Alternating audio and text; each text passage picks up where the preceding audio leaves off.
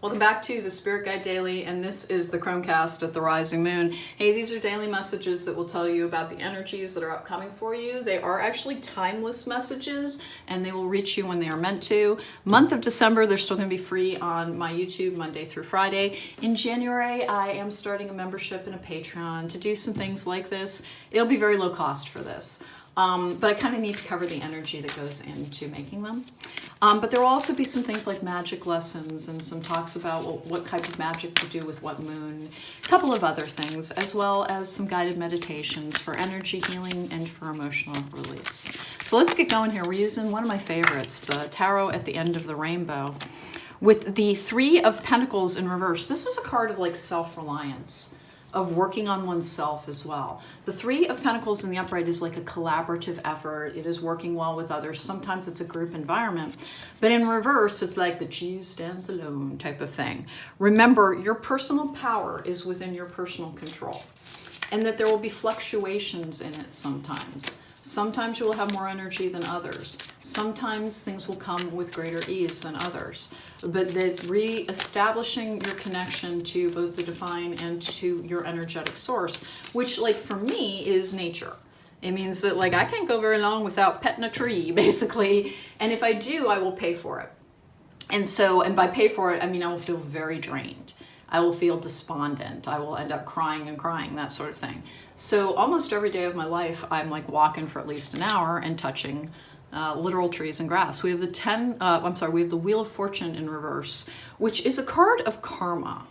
And it's this new karmic cycle's beginning, is the beginning of new things. It is about like losing things in order to gain things. And that's like one of the hardest things about all forms of evolution and growth, is that we need to release to receive. And so we're making room sometimes by the loss of even relationships, sometimes material goods. Loss is like, we're taught to fear it terribly, but it actually leaves room for us to appreciate something that we might not have examined. And it also puts us in touch with that darker energy, which is part of our personal power, which is that Three of Pentacles in reverse. That's coming up with the Five of Swords in the upright. I always enjoy this depiction because it's so flippin' positive compared to most Five of Swords. It's as if there is an angel descending to arm those below for the battle. Remember, you have protection, invoke it. Angelic protection, and I encourage people to use sigils. That's another thing I will teach on that Patreon. I encourage people to use angelic protection. And angelic protection can be invoked. It can be through sigils. It can be through spoken word. And it does not have to do with the Christian belief system or any of the religions. It's an energy that you are calling upon that is dedicated to or formed in the purest form of that energy. So as for instance, if you're calling upon the Archangel Raphael, that is divine love. It is the element of water. It is washing all things away. If you're calling upon Uriel, that's divine fire. That is connection to the purest intent that we can achieve in this form. If you're et cetera, et cetera. And those, again, that's what we're calling on, is divine protection here in all of the struggles that you face. And it's hard, but adversity is the best way to learn sometimes. And we don't want it. But in the aftermath, you can be like, you can know your own strengths so much better. You will have more confidence in your gifts as you overcome. And everything that comes to you through your own struggle gives you a greater connection to the idea that there's a divine part of your nature that is guided. And if things have not been coming, it's probably because you're still releasing. And if you've had to release a lot, maybe there was a lot to release. And that comes out with the Two of Swords in reverse, which is clarity. Now, I haven't normally been taking the 4 cards, but the reason I did that, 4 is the number of stability. This is talking a little bit about the need to protect yourself, particularly when it comes to energetic drains, which can also be the Wheel of Fortune in reverse. But the Two of Swords in reverse is one of those cards that's about seeing things clearly, about facing truth. Sometimes it's facing a difficult truth, and sometimes it's about empowered choices. And the idea of our empowered choice is that we know we can't control all things in this world because it's a little bit of a crazy ride out there a lot of the time. But what we can do is make the choices that will bring us the best possible outcomes given the circumstances around us. Porcupine, you may defend yourself honorably without hurting those close to you. This is another protection card. The porcupines are very, very well protection. Hey, listen, for whatever reason, you're being told, please don't forget to invoke protection like it's your job. And why? Big, very powerful people attract very powerful predators. And that's why it can be like, how many times do I have to invoke protection? These are eternal forces. They have a strength and a willpower that is literally inhuman. And so maybe a lot.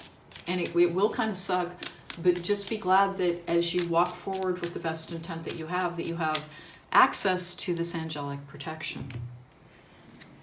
That what stands between you and darkness is your willingness to have the best intent that you can in all things. And that when you have that, it doesn't mean that you will end up with a Lamborghini or any, like, it's weird.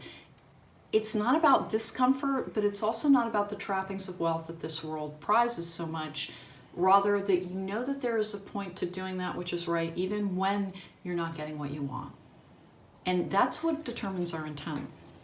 Let's check what this card is about. The Silent One. Watch the shifting shadows and be a caretaker of silence. Hey, maybe clear your space.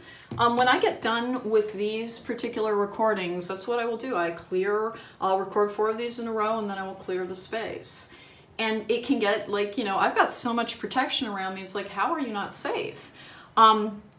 Eternal forces. I saw someone on TikTok talking about exactly that. People putting up their wards and things.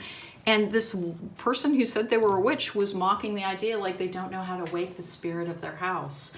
And it's like you can have the strongest spirit of your home and ask for protection, and there will still be things that, again, are eternal. They are eternal. They cannot die. And it's weird because it's almost like they were never born. They are simply part of reality. And they are massive, and they are forceful, and they are powerful. And so, listen, it's important to wake the spirit of your home and ask for protection. But if you're doing any kind of divination work, if you're doing magic regularly, particularly if you're doing healing magic, because all things contain its opposite, if you are doing healing magic, know that you need to lean in on protection like it's your bestie. Do it constantly, and know that it does serve a purpose, and that you will feel the difference in your energy. Sometimes you'll have to offload some icky energies, but that's just part of life. So you're a little beleaguered in this particular draw. Remember, those days will come and go. Everything will pass if we let it. Invoke as much protection as you can. And don't fight off all forms of darkness with how could you? Understand that all nights pass and the sun eventually rises, okay? And that the thing that you can do to hasten that is to keep your energetic space as cleared out as you possibly can, and then to also engage in as many healthy practices as you can, because keeping your physical health as healthy as you can will serve your spiritual health more than you possibly know. That was the Spirit Guide Daily for today, with a really strong reminder on, listen, if you're feeling like you're going through it and you're all by yourself in it, you're not. You have a team of guardians, you have angels, you ask for the help that is provided to those who truly try to walk forward in this world, doing that which they believe to be right, and it will come to you. Okay? That is Spirit Guide Daily. Take care, be well. Don't forget to look for Logical Magic, Examining Esoterica, where I talk about all kinds of things that relate to this and help people heal with things. Take care, be well.